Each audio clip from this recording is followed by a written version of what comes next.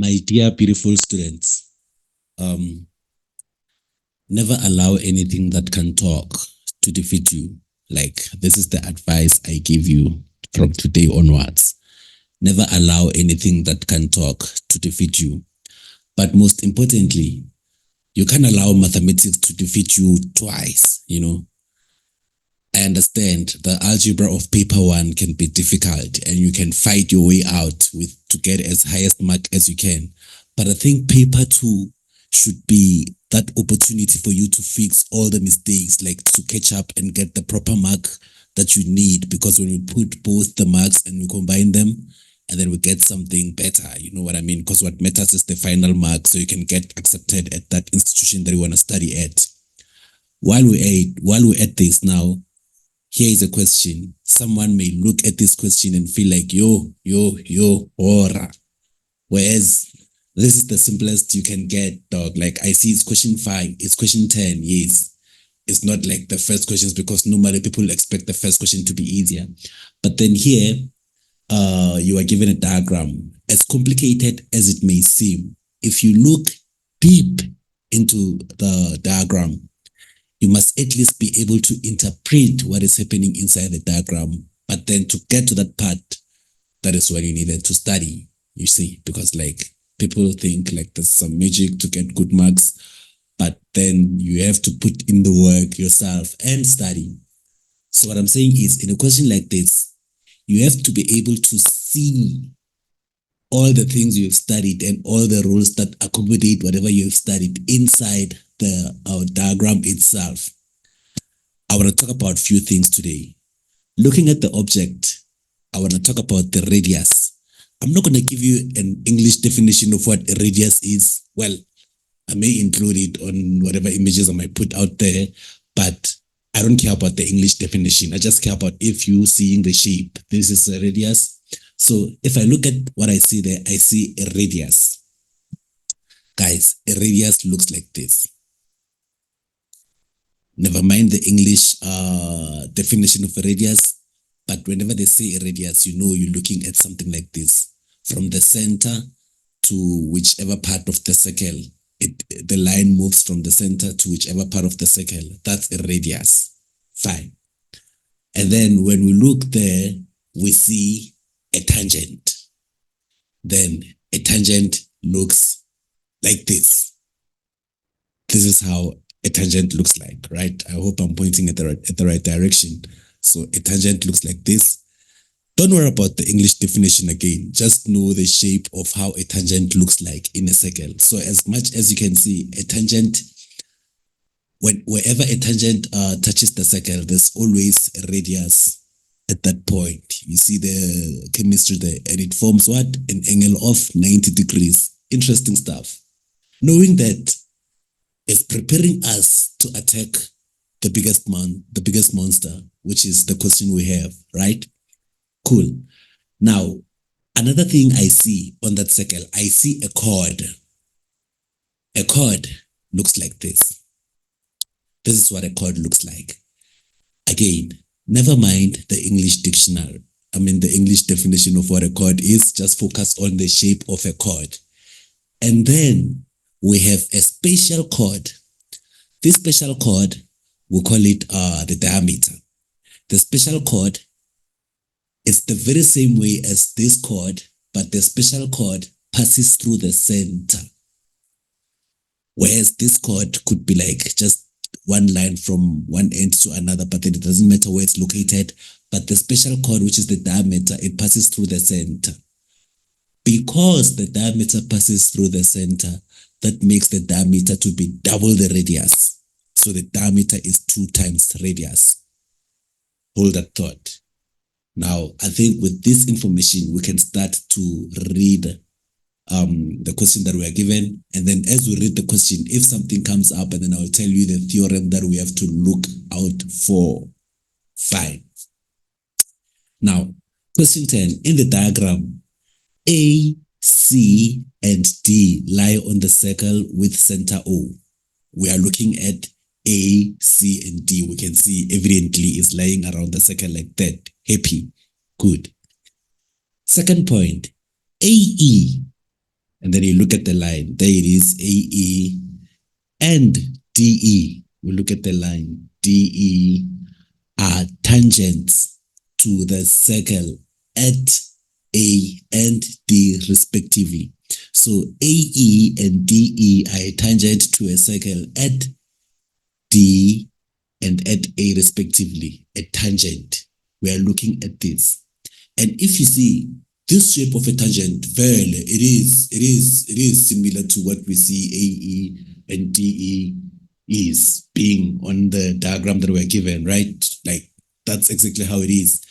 Which means before I even answer the question, seeing that when a tangent is perpendicular to a radius, because somehow I can tell that OA and OD is a radius, because a radius is something that looks like, I'm going to see why I put the radius anywhere here, but a radius is something that looks like this, whereby a radius, you can see like it's out there, OA, because O is the center, OA and OD are radiuses. Already you can tell that angle A1 and angle D3, all they're gonna be somehow 90 degrees, because that's what a tangent and a radius do. So we can mark those angles as 90. We haven't answered the question yet. Sharp. And then now we are told that angle ACD is 68 degrees. That's the information. And then state all relevant reasons with your statement. Number A, we have to prove that AODE is a cyclic quadrilateral. We have to prove that AODE is a cyclic quadrilateral. And then number B, we have to calculate angle E. Angle E, okay, angle E, there we go, angle E, fine. So while at it, personally, do you think you would be able to prove that AODE is a cyclic quad yourself? If you can pause this video from here, try to prove it, and then you're gonna come back and compare how we are doing it ourselves. But number one, first thing first, to prove anything, you need to understand what is it you are proving. I mean, you don't know what you don't know. So if you don't know what a cyclic quadrilateral is, there's no way you can prove that AODE is a cyclic quad. So you need to know the properties of a cyclic quad. What are the properties of a cyclic quad? So let me put the properties of a cyclic quad here. Ne? So in a cyclic quad, the opposite angles inside, they must add to 180. And there's this other one that says something about the exterior angle. I just want to get the English right. So exterior angle is equal to the interior opposite angle, just like it shows on the image, the green with the green. So the exterior angle, it has to be equal to the interior opposite, as it is like that. Those are the properties of a cyclic quadrilateral. So now, here's the thing. Let's prove this one together, right? I have already constructed something that looks similar, and this radius. Already we can tell that this is 90 degrees, and also this is going to be 90 degrees somehow, because radius is perpendicular to the tangent of the circle all the time, just like I said here on this rule. The radius being perpendicular to tangent AE. Also, I can tell that D3 is 90 degrees and this one is 90 degrees. So all I need to do now is to mention my reasons of why am I saying this. So I will say angle A1 is equals to 90 degrees. And my reason for saying that, I will say, okay, let me say statement.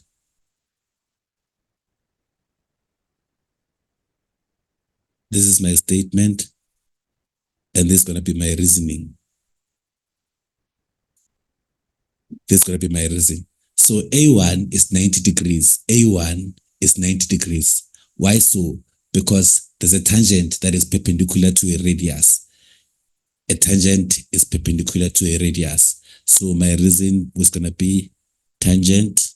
You can write it like this: tangent perpendicular to radius. Also, if you can say tangent perpendicular to radius or radii, you can still get the mark like that. So A1 is like that. And also D3, you can see that D3 is also 90 degrees because same reason, you see. D3 is 90 degrees again because tangent perpendicular to a radius. That's the reason I have. Which now, it's getting me closer to the answer, because if you see, if it's 90 degrees here and it's 90 degrees here, A1 and D3 are opposite angles. A1 and D3 are opposite angles. And when I add 90 plus 90, I do actually get 180, which is part of the properties of a cyclic quad. So I will then say, therefore, AODE is a cyclic quad. That's my statement. Reason being opposite angles equals to 108. So there I have proved that AODE is a cyclic quad. So now we can assume a circle passing through that in a way, you see, because it is a cyclic quad now. The next question now with the first one, I don't think there was any challenge there. I think probably everyone got to understand exactly how it's done, because, man, like I say, these things you need to sit down first, you study and understand the rules, and then you practice if you really know how to apply those rules. For instance, look at the second question. The second question, we have to determine the angle E, right? From here. At this point, though we already know that we are looking at a cyclic quad, and with the information we have, it would be hard to calculate angle E until we know angle O. But look, we are given angle ACD. Angle ACD is 68 degrees. But look at this. We are given angle ACD. And being given angle ACD, that's when somehow they've secretly given us the value of angle AOD, which is O2. And because we know that AODE is a cyclic quad, if we can get angle O2, then we can get angle E, because O2 plus angle E must give us 180, because that's a cyclic quad, right? And now you'd ask yourself, like, yo, man, what is this guy talking about? How do I even get angle O2? Look at this theorem. Students like to sing this one out loud. Angle at center, angle at circumference. So this is the case. So if the angle at center is twice the angle at the circumference, what would be angle O2 if given that angle ACD is actually 68 degrees, right? So you just have to put your statement and the reason and a statement and a reason, and then you get the value of angle E. But anyway, pause this video, try it and see if you would get whatever value you get. Calculate angle E. And then let's do. So I would say this is my number A and this is number B. Now, like I say, angle O2 Oh, by the way, I must always represent angles like this. I shouldn't just write the letter. I'm sorry, I just have to fix this now. So now, angle O2, angle O2, which is this angle, it's going to be twice this angle using the rule, like I say. So this is going to be 2 times 68. This is going to be 2 times 68. Reason being, angle at center.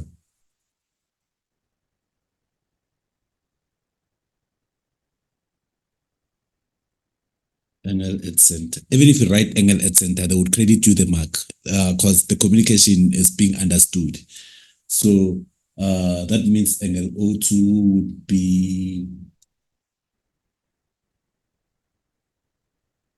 we are looking at 136. So now we know that this is 136. So since O, since AO, since AODE is a cyclic quad, we know that opposite angles must be 180. So now, going forward now, to get my angle E, I would say angle E plus O2 is 180 opposite angles of a cyclic quad. That's my reason. Opposite angles of a cyclic quad. So as you can see there, angle E plus O2 is equals to 180, which means angle E is going to be 180 minus 136, 180 degrees minus 136 degrees. Why so? Because O2 is 136 degrees, and I took O2 now to the other side of the equal sign, so it becomes 180. And then since it was a positive O2, now it's going to be minus O2, but O2 is 136. I'm just calculating as fast as I can because of space. So now, by then, I've already got the value of angle E, which means now angle E would be, so angle E is going to be 44 degrees, just like that. So that's when we'd say angle E is 44 degrees, because opposite angles of a cyclic quad add up to 108 degrees. So now that's it. So like I say, never allow both papers of a subject to defeat you. At least fight your way out in one of them. Otherwise, please follow us on all our social media platforms. If you need help with your mathematics, physics, we're going to add more subjects with time. And we are having an event that is coming, guys. Get your ticket to reserve a spot if you want to join our full revision classes. Well, I'm calling it full revision because we'll be having a full day of revision classes starting from the 21st of September. It's gonna go on and on every weekend like that, whereby we'll be doing physics paper 1, maths paper 1, physics paper 2, maths paper 2, and we're gonna add also, because for now the link that I put down here is for grade 12 students, and then I'll add also for grade 9 and grade 10. Dear matriculants, are you aware that you are now in your final 3 months of your school journey? Like I'm talking about high school journey. So now you may be sitting there wondering and thinking to yourself like, damn, the year is almost done and you might not know nothing. So now if you are struggling from mathematics and physics, here at Simplified RSA, we are bringing you a massive ultimate revision class.